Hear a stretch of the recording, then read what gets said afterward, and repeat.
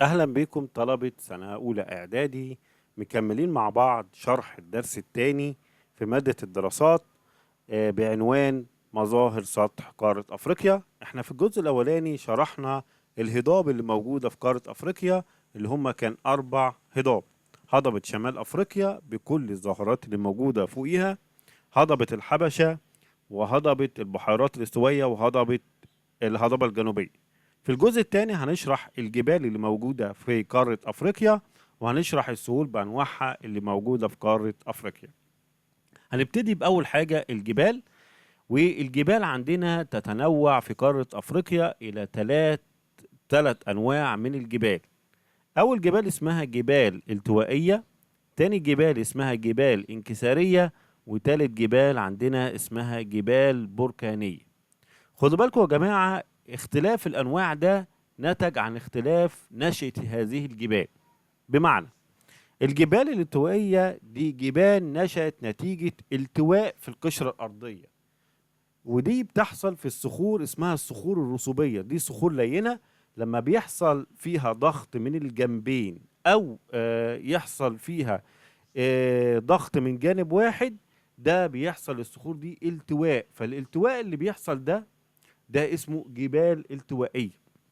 بينما الجبال الانكسارية دي جبال نتجت نتيجة انكسار في الصخور الصلبة، مش الرسوبية بقى، هنا صخور صلبة. لما بيحصل ضغط للصخور الصلبة، طبعا الصخور الصلبة بيحصل لها انكسار، فالانكسار ده بيؤدي إلى انخفاض بعض الأجزاء فيكون بحار، وارتفاع الجنبين بتاع الصخور دي فيكون جبال اسمها جبال انكسارية. بينما الجبال البركانية دي نتيجة خروج المواد المنصهرة من البركان إلى سطح الأرض، فتبرد وتتجمد وتكون بعد ذلك جبال. وطبعا ده بياخد ملايين من السنين، مش يوم أو سنة هكذا. تمام كده؟ طيب، احنا عاوزين نعرف فين هي الجبال الالتوائية اللي موجودة في قارة أفريقيا، وفين هي الجبال الانكسارية، وفين هي الجبال البركانية. نبتدي مع بعض نتكلم على الجبال الالتوائية. احنا عندنا اول نوع من الجبال الالتوائية اسمها جبال الكاب، ودي موجودة في جنوب القارة، واللي هي بالدايرة الحمراء دي. تمام. طيب، الجبال دي يا جماعة دي جبال التوائية علشان المنطقة دي فيها صخور رسوبية، فكونت جبال اسمها جبال الكاب. عندنا جبال تانية اسمها جبال أطلس. لو تلاحظوا كده هي فين؟ اهي في شمال القارة، في شمال غرب القارة. وهنلاحظ من الرسمة كده أو من الجبال هنا، هي مش جبل واحد، هي عبارة عن نوعين من سلاسل جبلية. الجبال اللي في الشمال منها اسمها جبال أطلس التل، والجبال الجنوبية منها اسمها جبال أطلس الصحراء. وهنلاحظ إن بين الجبلين دي هضبة اسمها هضبة الشتوت. تمام. وهنلاحظ أعلى قمة جبلية في جبال أطلس اسمها جبل طبقال، وده اللي موجود في المغرب، لأن جبال الأطلس دي موجودة في 3 دول: تونس والجزائر والمغرب. وأعلى قمة جبلية في جبال أطلس اسمها جبال طبقال، ودي موجودة في المغرب. تمام. يبقى دول الجبال الالتوائية اللي موجودة في قارة أفريقيا. نيجي على النوع التاني اللي هو الجبال الانكسارية. وزي ما قلت لكم ان الجبال الانكسارية حدثت نتيجة انكسار في القشرة الأرضية. فأول نوع من الجبال الانكسارية عندنا جبال البحر الأحمر، اللي هي اللي عليها الدايرة الحمراء دي. ودي جبال بتمتد على طول ساحل البحر الأحمر، تمام بالكامل. طيب، الجبال دي تقع في شرق القارة زي ما قلت لكم اهي، باينة قوي ان هي موجودة في شرق القارة. والجبال دي تمتد في مصر والسودان واريتريا. تمام. وهي جزء من الاخدود الافريقي العظيم. واللي مش عارف ايه يعني ايه اخدود افريقي عظيم، يرجع للدرس اللي قبليه او الجزء بتاعنا في الدرس اللي في الجزء الاولاني، هيعرف ايه هو الاخدود الافريقي العظيم وازاي نشأ. تمام. طيب، نيجي بعد كده عندنا جبال اعلى قمة في جبال البحر الاحمر، اللي هي قمة جبل اسمه جبل شايب البنات، ودي اعلى قمة جبلية في سلاسل جبال البحر الاحمر. طيب، عندنا بعد كده الجبال البركانية، ودي نتيجة الثورات البركانية اللي حصلت في هذه المناطق.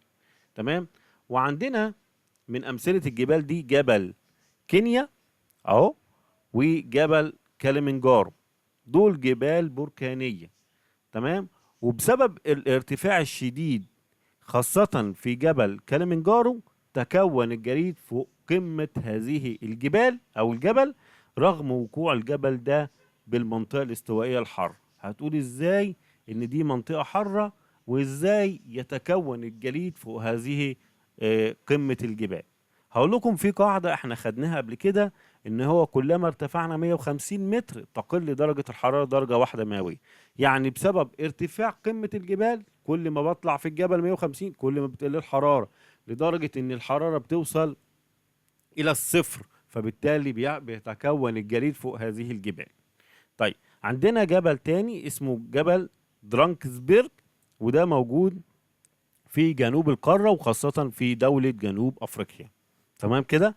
دي أنواع الجبال اللي موجودة عندنا في قارة أفريقيا. طب هل الجبال دي مهمة عشان ندرسها كده، أو احنا بندرسها ليه؟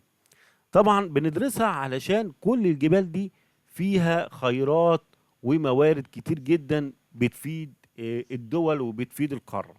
هقول لكم عشان كده لازم نتكلم عن نقطة مهمة جدا، وهي الأهمية الاقتصادية لجبال القارة. الجبال يا جماعة أول حاجة هي مصدر للسياحة أو جذب السياح. ليه؟ لأن الجبال، معظم الجبال تتميز بالمناظر الطبيعية الخلابة اللي بتجذب السياح، اللي بيمارسوا فوق الجبال دي الأنشطة السياحية بالمناطق اللي هي مثلا التزحلق على الجليد، لأن الجبال بيتكون فيها جليد وهكذا، أو تسلق الجبال. دي برضو رياضة بيحب يمارسها السياح. فمن ضمن أو أول أهمية الاقتصادية للجبال هي السياحة. ليه؟ لأن الجبال تتميز بالمناظر الطبيعية الخلابة اللي بتجذب السياح الذين يمارسون العديد من الأنشطة السياحية. تاني حاجة ان الجبال تدعم الانشطه الاقتصاديه زي الصناعه والتعدين. يعني ازاي يعني؟ هقول لكم. لان الجبال هي غنيه بالثروات المعدنيه المتنوعه. كل المعادن اللي موجوده في الطبيعه معظمها او كلها بتبقى موجوده في الجبال، لان طبيعه الصخور هي اصلها معادن. هي ايه؟ هي بتتكون من ايه؟ معادن. هنلاحظ ان الجبال غنيه بالثروات المعدنيه زي الحديد مثلا، زي الذهب، زي الفضه، زي النحاس، زي الفوسفات. كل دي موجوده داخل الجبال اللي موجوده في القاره. واحنا عارفين المعادن دي بتخش في العديد من الصناعات، عشان كده ليها اهميه اقتصاديه. نيجي نحل شويه اسئله على الجبال اللي احنا خدناها، ونشوف مين اللي مركز معايا هيجاوب ومين اللي مش مركز معايا. طبعا هنخليه يركز معايا عشان يعرف يجاوب. من الجبال التوائية في جنوب قارة أفريقيا، أولا قال لنا جبال توائية، وثانيا قال لنا في جنوب القارة. هل جبال أطلس؟ هي جبال أطلس صح، هي جبال توائية بس مش في جنوب القارة. جبل كينيا؟ لا، لأن جبل كينيا من الجبال البركانية. جبل الكاب؟ بالظبط هي جبل الكاب، ونلاحظ ان هو من الجبال التوائية في جنوب القارة. تقع هضبة الشطوط في دولة مين؟ هل المغرب، السودان، والجزائر، وتونس؟ احنا قلنا هضبة الشطوط دي موجودة في بين جبال أطلس، وجبال أطلس موجودين في 3 دول اللي هي تونس والجزائر والمغرب.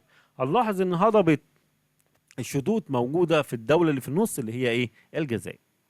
أعلى قمة بسلاسل جبال أطلس، طبعا احنا قلنا جبل طبقال اللي موجود في المغرب. طيب بعد كده تمتد جبال البحر الأحمر في مصر والسودان طبعا وإريتريا. صح أم خطأ؟ تمتد جبال أطلس على طول الساحل الشرقي الغربي لقارة أفريقيا.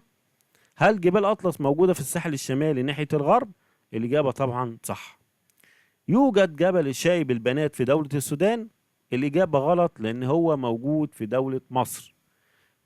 3. تعد جبال درانجسبرج من الجبال الانكسارية؟ طبعا الإجابة غلط، هو من الجبال إيه؟ البركانية. بما تفسر أهمية جبال أفريقيا بالنسبة للنشاط الصناعي؟ إيه أهمية الجبال بالنسبة للصناعة؟ هقول إن الجبال غنية بإيه؟ زي ما احنا كده، إن هي غنية بالثروات المعدنية مثل الحديد والذهب والنحاس والفوسفات والفضة التي تدخل في العديد من إيه؟ من الصناعات. عاوزين بقى الشاطرين منكم يجاوبنا على السؤال ده. حدد أوجه التشابه بين جبل كينيا وجبل من كليمنجارو. إيه التشابه اللي بينهم؟ تمام؟ هل هم المتشابهين في الارتفاع مثلا؟ لا، هم خلي بالكم جبل كليمنجارو هو اعلى جبال القاره نفسها. تمام. فشبه منهم لو تلاحظوا ان هم الاثنين تكونت نتيجه ثروات ايه بركانيه، او هم الاثنين جبال بركانيه، وهم الاثنين يقعان في وسط ايه القاره. طيب، ندخل بقى على الجزء الثالث بتاعنا اللي هو السهول. والسهول هي الاراضي يعني قليله الارتفاع في القاره. تمام. والسهول عندنا نوعين، في سهول اسمها سهول فيضية، وسهول اسمها سهول ساحلية. ايه الفرق بين الاتنين ويعني ايه سهول؟ احنا قلنا سهول يعني اراضي قليلة الارتفاع. لو الاراضي دي كونها الانهار بسميها سهول فيضية. طب لو الاراضي دي بتطل على البحار او بتطل على المحيطات فبسميها سهول ايه ساحلية. طب هل قارة افريقيا فيها انهار؟ اه طبعا مليانة بالانهار، والرسمة او الخريطة موضح لنا الكلام ده. طيب هل قارة افريقيا بتطل على البحار والمحيطات؟ ده معظم القارة بتطل على البحار وايه والمحيطات، فبالتالي فيها سهول فيضية وفيها سهول ايه ساحلية. طيب نيجي على السهول الفيضية، ناخد مثال زي سهول نهر النيل او نهر النيل نفسه. احنا عارفين نهر النيل بيمتد في 11 قارة، فاحنا هناخد ان سهول نهر النيل اللي موجودة في مصر والسودان. عندنا كمان سهل نهر النيجر، لو تلاحظوا كده اشاور لكم كده بسهم الماوس اهي، اللي هي دي نهر النيجر. ده نهر موجود في غرب افريقيا، ده نهر برضو عذب ويكون سهل فيض. عندنا نهر كمان نهر الكونغو اللي هو مشاور عليه كمان بماوس الماوس، اللي هو ده نهر الكونغو. ده برضو نهر كون اراضي اسمها سهول فيضية. تمام. طيب احنا قلنا في البداية ان سهول الفيضية او الاراضي الفيضية دي اللي كونها الانهار، والاراضي اللي كونها الانهار دي اراضي خصبة اقدر ازرع عليها وانتج منها المحاصيل. عشان كده بيقول لك الفضل الاول في تكوين السهول الفيضية هو الانهار. والاراضي اللي كونها الانهار دي اراضي خصبة. تمام. نقلها مياه النهر. تمام. ورصبها على الجنبين بتاعت النهر واقدر ازرع عليه. زي مثلا نهر النيل اللي هو جاي من هضبة الحبشة. نهر النيل منبعه من الحبشة. ونهر النيل ابتدى يتحرك من منبعه من هضبة الحبشة وابتدى يتجه نحو الشمال حتى يصب في البحر المتوسط. ومياه نهر النيل جابت معاها الطمي اللي هو الأراضي الخصبة اللي مصر قدرت تزرع عليها. تمام كده؟ طيب نيجي بعد كده السهول الساحلية، يعني الأراضي اللي بتطل على البحر والمحيط.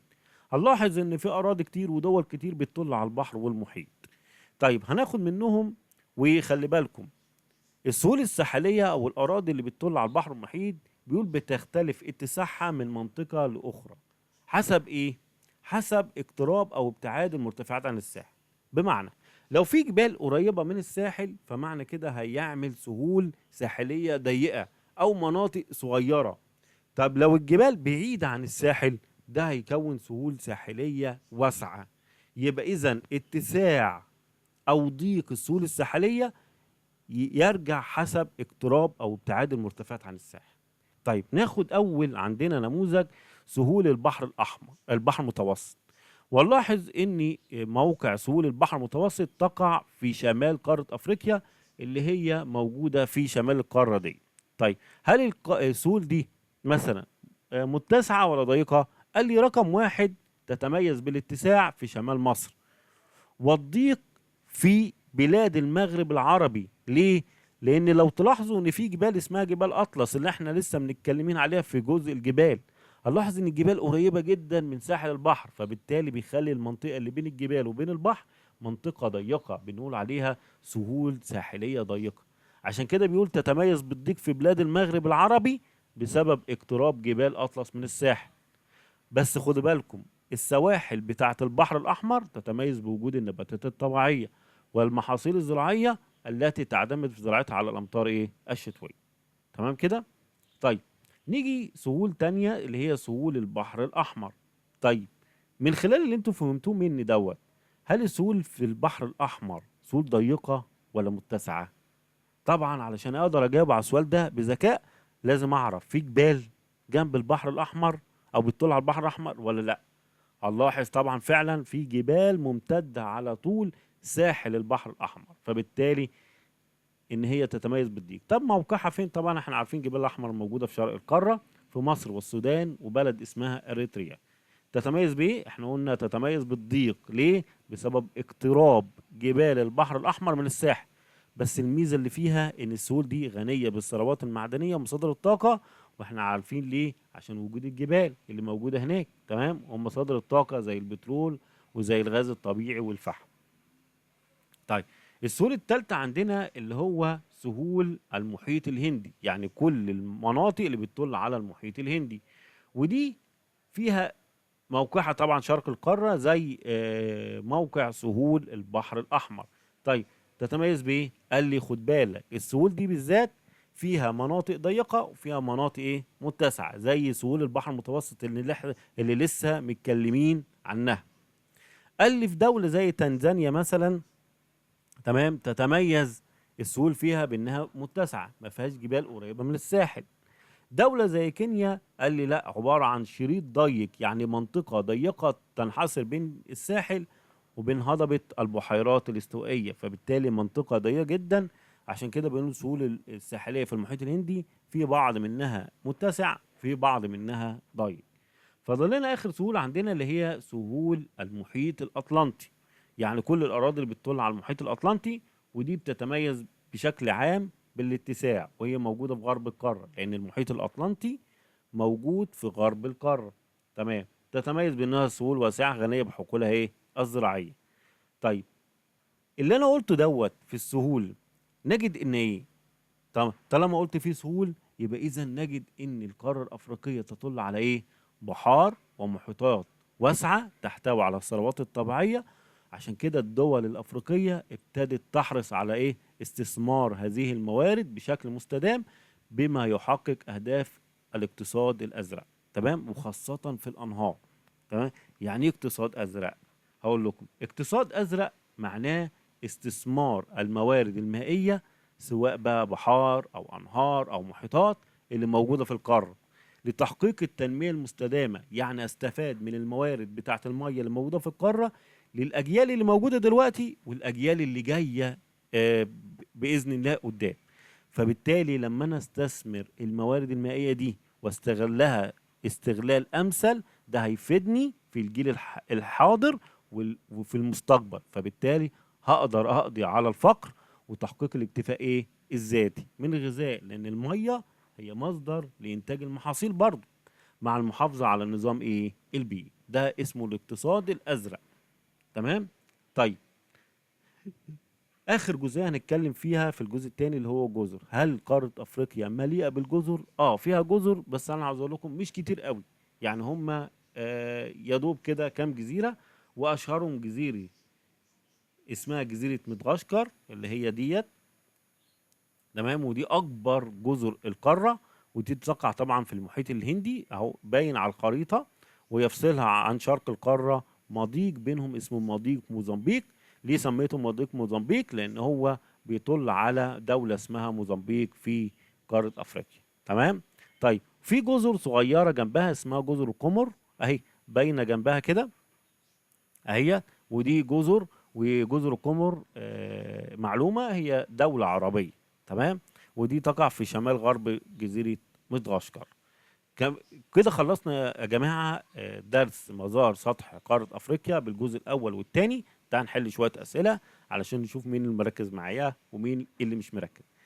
رقم واحد بيقول صح أم خطأ مع التصويب تعرف السهول التي كونتها الأنهار بالسهول الساحلية؟ ها، الإجابة صح ولا غلط؟ طبعا الإجابة غلط. احنا بنقول السهول اللي كونتها انهار بنسميها سهول فيضية جاية من فيضان النيل. تمتد سهول نهر النيل في مصر وأريتريا؟ طبعا لا، دي السهول الساحلية. تعتمد الزراعة في السهول الساحلية شمال أفريقيا على الأمطار الصيفية؟ الإجابة غلط، بتعتمد على الأمطار الشتوية. تتميز سهول البحر الأحمر بأنها غنية بالثروات المعدنية ومصادر الطاقة؟ صح ولا غلط؟ طبعا الإجابة صح. تختلف سهول المحيط الهندي من مكان لآخر من حيث الاتساع؟ طبعا الإجابة صح، في سهول ضيقة وفي سهول واسعة. بما تفسر تتميز السهول الساحلية في بلاد المغرب العربي بالضيق؟ ليه السهول الساحليه في بلاد المغرب العربي تتميز بالديك؟ هي اجابه واحده. احنا قلنا سهول ضيقه يعني في جبال او مرتفعات قريبه من الساحل، سهول واسعه اذا الجبال والمرتفعات بعيد عن الساحل. طيب فين الجبال اللي موجوده في بلاد المغرب العربي اللي هي ايه؟ طبعا جبال اطلس. فعشان كده بنقول بسبب اقتراب جبال اطلس من ايه؟ من الساحل. تمام. طيب في واحد يقول لي يعني ايه بلاد المغرب العربي يا مستر؟ هقول له تونس والجزائر والمغرب بيسموهم بلاد المغرب العربي. حدد اوجه الشبه والاختلاف بين سهول نهر النيل وسهول البحر المتوسط. يلا مين شاطر بقى يقول لي؟ مم. سهول نهر النيل ايه وجه الشبه بينها وبين سهول البحر المتوسط؟ بصوا، سهول نهر النيل ان هي يصب نهر النيل في البحر ايه؟ المتوسط. بينما الاختلاف ان سهول نهر النيل من السهول الفيضيه، بينما سهول البحر الاحمر من السهول ايه؟ الساحليه. اخر سؤال عندنا، ما المقصود بالاقتصاد الازرق؟ طبعا ده معناه استثمار الموارد المائيه بحار او محيطات بشكل مستدام لتحقيق التنميه المستدامه والقضاء على الفقر وتحقيق الاكتفاء الذاتي من الغذاء مع المحافظه على النظام البيئي. وبكده يا جماعه يكون انتهينا من شرح الجزء الثاني من درس مظاهر سطح قاره افريقيا. بالتوفيق للجميع. ولو عجبك الفيديو اعمل لايك واشتراك في القناة وتفعيل زر الجرس علشان يوصلك كل جديد. شكرا ليكم وبالتوفيق لطلبة أولى إعدادي إن شاء الله.